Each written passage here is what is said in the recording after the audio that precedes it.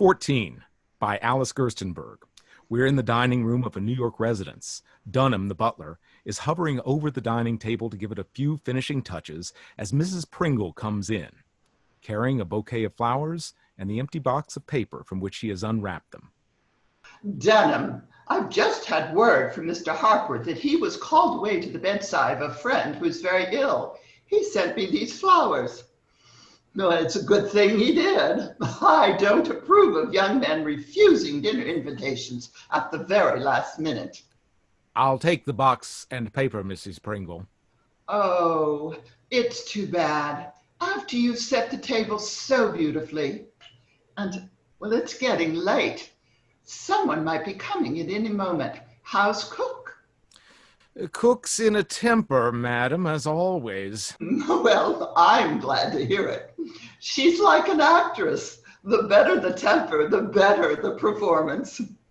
As long as she serves us a good dinner, I don't care how much she swears. The rest of you can just keep out of her way. Where's Gustav? I'm sorry to have to say it, madam, but there's such an awful blizzard out, he's sweeping off the sidewalk. Oh, dear me, yes. I should have ordered an awning.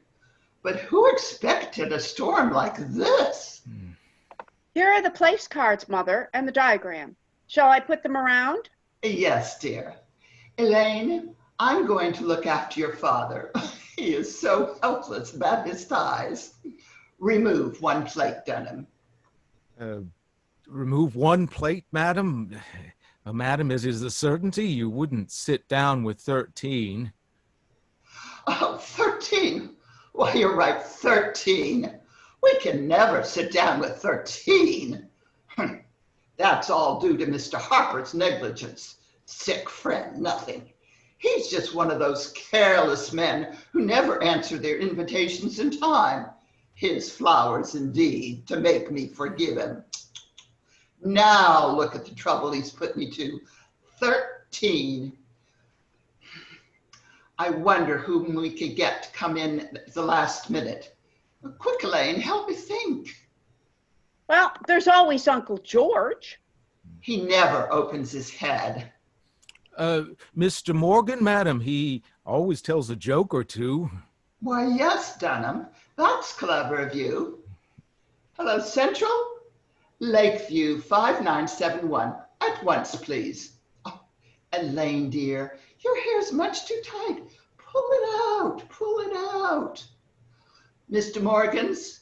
Well, this is Mrs. Pringle speaking. From across the street?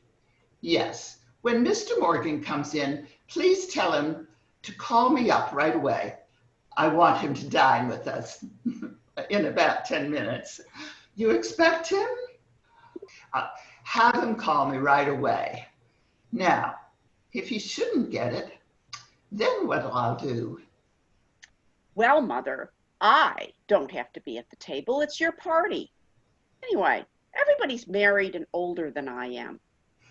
Didn't I put you right next to Oliver Farnsworth? Millions. He's worth millions. Well, he won't be giving me any. Oh, well, can't he marry you? Oh, aren't you going to try to make a good match for yourself? I fling every eligible man I can at your head. Can't you finish the rest yourself? It's no use. You're trying to marry me off to anyone as important as he is. He frightens me to death. I lose my tongue. I'm as afraid of him as I'd be afraid of the Prince of Wales. Oh, the Wales. What I wouldn't give to have the Prince of Wales in my house. New York has lost its heart to him. I was just telling Mr. Farnsworth yesterday that I'd give anything to have the Prince here. I would establish my social position for life. And I've such a reputation for being a wonderful hostess. The phone. Hello? Mrs. Sedgwick. Yes, this is Mrs. Pringle. What? No. Caught in a snowdrift. Oh, can't get another car. Good, the widow can't come. That leaves us 12. Remove 2 plates, Dunham. Oh, what a shame. I'm heartbroken. Oh, my dear, how can we get along without you? But have you really tried? Oh, I'm reduced to tears. Goodbye, dear. Well, I'm glad she dropped out. Central, give me Lakeview 5971. Dunham, with 2 less, you can save 2 cocktails and at least 4 glasses of champagne. Has Mr. Morgan come in yet? Well, don't give him the message I telephoned before about crossing the street to Mrs. Pringle's for dinner. It's too late, you understand? Well, anyway, I've invited Clem, returned my indebtedness, and saved my champagne instead. Besides. The liquor is getting low, madam, what with prohibition and entertaining so much. But, Mother, if you only have 12 people, Father can't sit at the head of the table. Oh, but he has to sit at the head. Well, it looks too undignified when the man of the house is pushed to the side. There's no other way. There must be a woman at each end. Oh, how absurd. I always forget. Of course, 12 is an impossible number. Well, I don't want to put any of these women at the head. There's Mrs. Darby, such a cat. I wouldn't give her the honor, and Mrs. Young, just answer it, Dunham. Hello, Mrs. Pringle's residence? A message? Yes, sir. What, sir? Mr. Darby, the doctor says your baby has the chicken pox. The chicken pox! Elaine! Mother! Yes, sir. Mr. Darby sends his apologies, but owing to the transmutability of the disease, Mr. and Mrs. Darby feel obliged to regret, and their house guests, Mr. and Mrs. Fleetwood. That's 4 out. Then you're only 8. Quick, the plates, Dunham. Don't we know someone to invite at the last minute? The Hatwoods?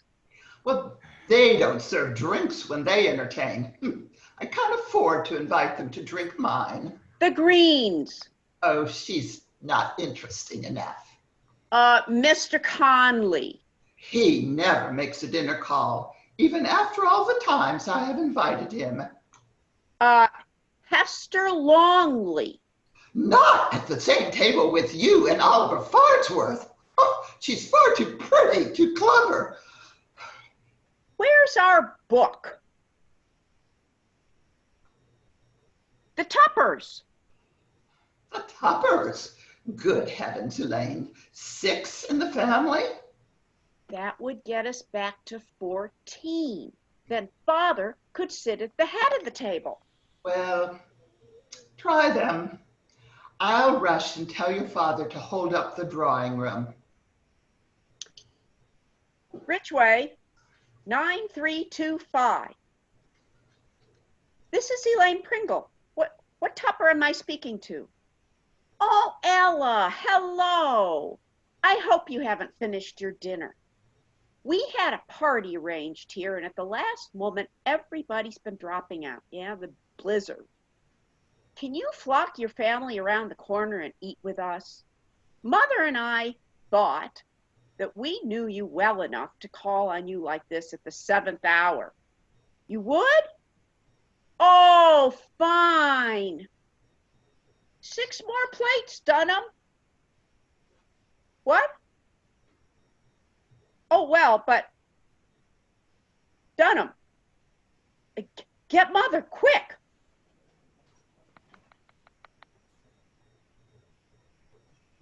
Yes, of course.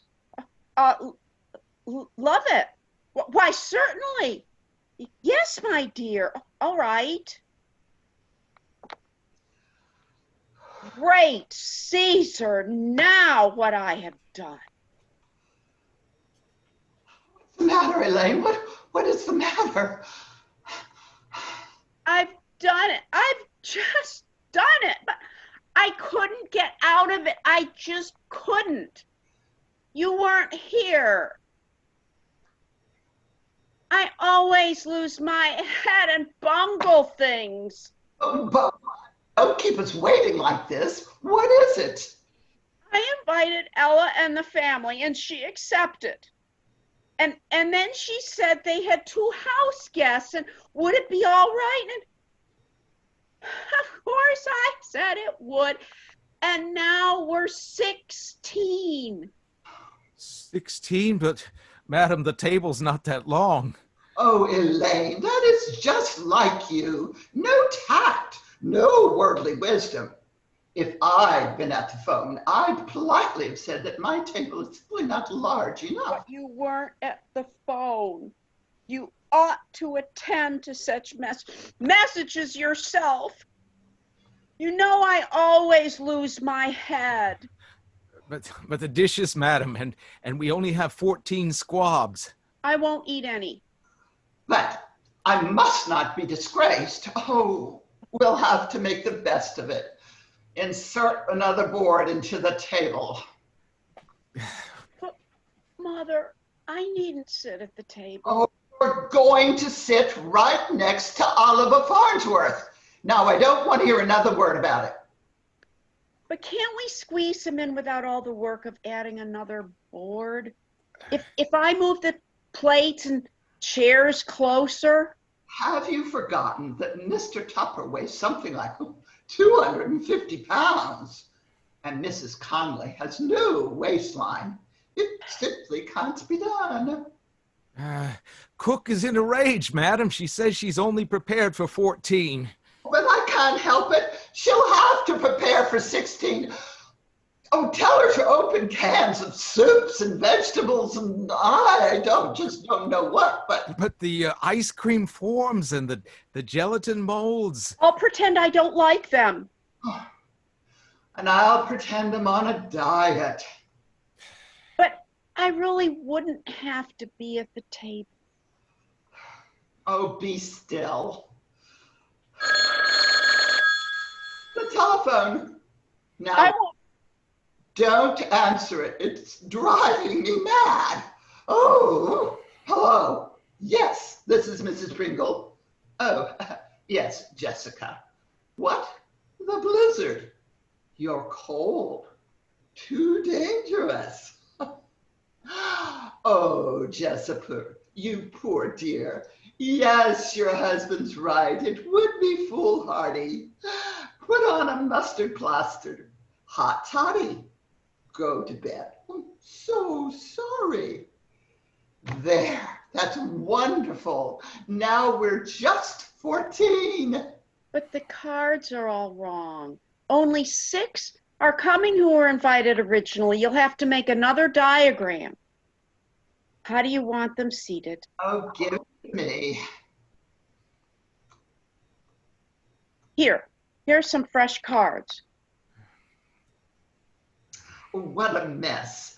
I've spent hours over that diagram. So much depends on having guests seated harmoniously.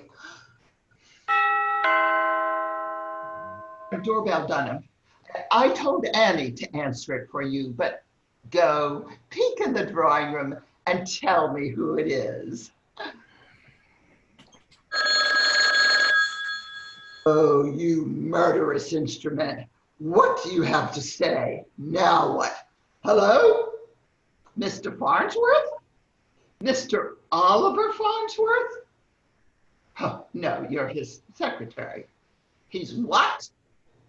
Instructed you to make his excuses. He had to leave for Boston at once on very important business. Oh, how dare he? How dare he? The last moment like this. No regard for a hostess's feelings. No regard for the efforts she goes to provide an evening's enjoyment. Oh, and such a good dinner I had planned. And he promised he would come. Business. I don't believe it. He didn't want to exert himself. Was afraid of freezing in the blizzard. As if he didn't have half a dozen limousines to carry him to the door. Selfishness. Downright rudeness. And worth millions. Just the match for you, Elaine. And I was bound you should meet him and sit next to him at the table. And now I don't know when I can give you a chance like that again. I'm perfectly furious. I'll never speak to him again. I won't be treated that way. Perhaps he really did have business and was called away. One of the most important hostesses in this city. People clamoring to receive my invitations. All my affairs are a success. I insist that they be. I can't be a failure. I won't be a failure. He was my most important guest. Oh, he's such a man's man. So important financially. Every other man considers it an honor to meet him. And now, not coming? I'm furious. Furious. Oh, it's this damnable blizzard. Now I will have to stay away from the table. His not coming makes us 13 again. Oh, go up to the nursery. I'll send you milk and crackers. But Mother, it's not my fault that he had business out of town. Yes, it is. If you'd perk up a bit and not be so timid and make something of yourself, well, he would hear about your attractions from other men and be curious to meet you himself. Oh, what a family I have. No one to help me with my ambitions. Go to bed. I certainly won't sit down to 13. Go to bed. Get out of my sight. It was Mr. Morgan, madam. Mr. Morgan? He telephoned his maid to tell him not to come. He couldn't have received the second message, madam, for I heard him explaining to Mr. Pringle how happy he was to receive your telephone invitation. Oh, that makes... Mom, that makes you 13 again. Unless you don't want me to go to bed. Of course I don't want you to go to bed. We're back where we started. 14, Dunham. I'll get the cocktails ready, madam. Annie told me there were several motors making their way through the snow. It's late now, and the cook's swearing about the dinner getting too dry. I won't answer it. Well, I should say not. Hello? What is it? Oh, yes. Mrs. Tepper. Yes, Mrs. Tepper. But now you must come.